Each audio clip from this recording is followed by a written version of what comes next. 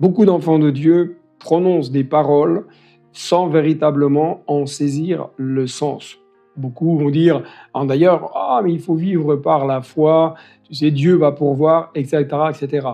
J'aimerais te dire que vivre par la foi, ce n'est pas vivre d'une manière inconsidérée.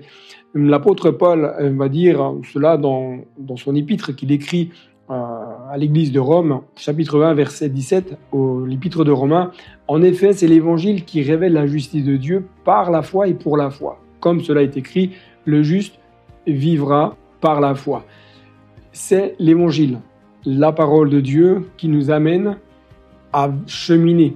Et vivre par la foi, c'est vivre avec une base scripturaire, vivre sur la base de la parole de Dieu. Ce n'est pas vivre les choses de la vie du quotidien d'une manière inconsidérée, faire des choix inconsidérés, prendre des décisions inconsidérées.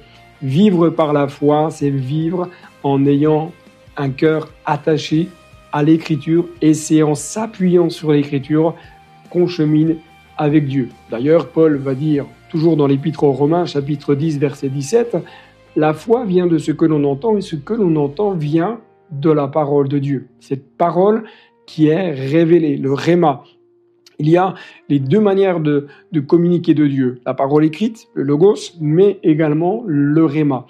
Les deux convergent dans la pensée unique de Dieu. Et le croyant, vous, moi, on est appelé à vivre par la foi, c'est-à-dire en croyant que ce que Dieu nous a dit va s'accomplir. Et si on observe ce que Dieu nous demande, alors nous avons cette assurance qu'il va mettre en place, qu'il va mettre en œuvre les choses pour que nous puissions être bénis, que nous puissions prospérer, que nous puissions grandir, que nous puissions accomplir ses desseins. C'est pourquoi, cher ami, j'aimerais t'inviter simplement à vivre par la foi. La foi, c'est faire confiance. Confiance à ce que Dieu a dit dans l'Écriture, le Logos, mais faire confiance aussi à ce que Dieu nous inspire dans notre cœur, par son esprit, le Rhéma.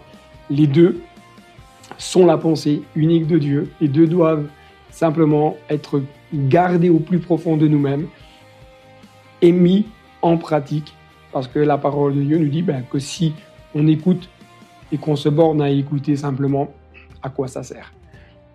Mon ami, j'aimerais vraiment t'inviter à pouvoir développer dans ton cœur vraiment cette vie par la foi fondée sur l'Écriture. Et tu verras que ta vie va progresser, va prospérer et que tu vas accomplir des choses extraordinaires avec Dieu.